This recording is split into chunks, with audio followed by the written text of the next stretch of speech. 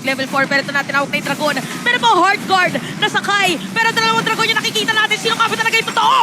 Di mo kahit makakakuha dito ng pagong. Habang first blood naman para kay Nats. Mabibilitan mag-eye for an eye. Meron si ang unang didikit dito sa pagong. Tinawag na yung Dragon. Pero si Demon kahit pa rin makakasecure niyan. Habang meron Despair Stomp. Makakatakas ba si KalTZ? Pero si Aqua napakaganda. Para talagang Yuzhong yung gamit niya. Ginamit pa yung Flicker. Si Pew ay mapapatay niya. Si Aqua naman ata ang isusunod. It's a 1-for-1 at mukhang dyan na nga matatapos ang laban na yun. Echo during that time para mas low si Light. Pero hindi pa rin makakasecure dito ng kill. Ayaw niyo magpahila. 3v2 dito sa taas. Para talagang pinaggigigilan yung taas. Makakasakay dito yung Angela. Tapos mamamatay pa nga dito si Light. Meron pang petrify naman para dito kay Nats. FlopTC ay mamamatay doon. Si KalTZ naman ang target niya. Bit-bit niya rin dito si Ogwen. Sapat ba ang damage nila? Papasok pa nga doon si Aqua. Okay, nandito na rin si Demon. Kahit sa ilalim ng torre, ginamit na rin yung last insanity. Ogwen is down. Tapos si Marco! Superman. Oh! Sabi niya dito, kaya makukuha niya na. Si Hahayaan dito. Napabayaan si Super Marco. Meron pa pagbawi pero tatatig din ang ilang mga kakampi dito sa may top lane. Merong isang minion pero ikakat ba dito ng RSG or magkikita-kita tayo sa may orange buff? Mukhang si Nats dito sa dalawang ito. At talagang dalawa ang magta-target sa kanya, yung TC Brothers pa. Ginamit niya ulit ng final glow pero hindi sapat dahil doon sa chat. Makagat pero RSG tutuloy na ata nila. Binurst yung Lord. O, binurst na Lord! Si Ako makakakuha niyan. Black Dragon form. Hahabulin at hahanapin yata dito mga players ng RSG. Si Light dito makakalahati yung buhay habang si Nats. Bang! Ginamit niya ulit ng final glow. Light is gonna be down sa ilalim ng torre. Meron pang petrify. Pero yun nga lang, si Aqua dito ay magda-dash away. So isa ang patay para sa side ng RSG. Pero mukhang sulit yun para sa Sulit? raid. Kanina pa nangangal to eh. Pero ayun na nga, lumilipad na ang Dragon na may buhat Marco! na Angela. Kakasabi lang natin na masakit na dito. Si Super Marco sinamahan pa ng Dragon. Kusei is down. Because of that, eto na. Nakakalamang sila. Aray! Oh! No way! Oh!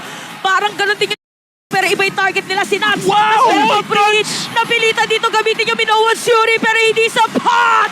Yung sustain. 2 players down dito sa side ng RSG. Regular season MVP Marco outplays 2. May Angela na buhat at yung Lord Falcon AP Brent sinimulan na nila. At mukhang hindi na nga yata makakapag-contest dito ang RSG.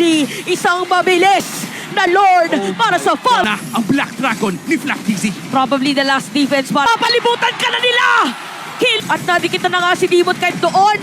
Mawala ng Pinaga Armor. Pero sa may bandang Gendy, napakasakit ng damage dito na side ng Falcon Saving Bren. Nakikita na naman natin si Super Marco na umaawu. At awu talaga dahil double kill na siya. Si Kusei ngayon ang sunod na target at mukhang tatlo na nga nawala. Triple kill para kay Mark. Dito, ginamit na rin Minion. yung view yung flicker niya. Pero minion look at Super Marco. Hit na ng hit ng turret. At ang kukumpleto para mag-represent na ng Pilipinas sa MSC. Falcon Saving Bren.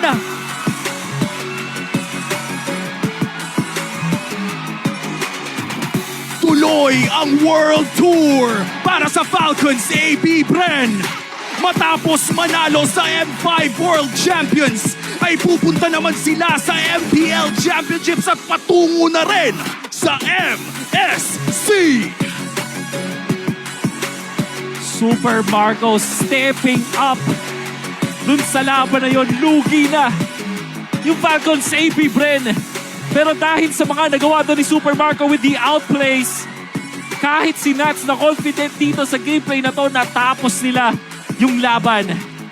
And wow, apart from booking themselves a ticket to MSC, ay lalaban din sila sa MPL Championships. And I just want to say, I want to appreciate the Raiders. I want to appreciate RSG.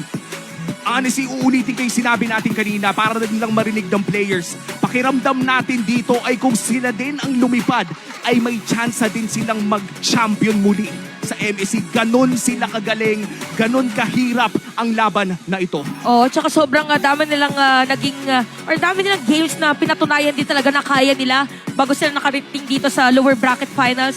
And wala nasa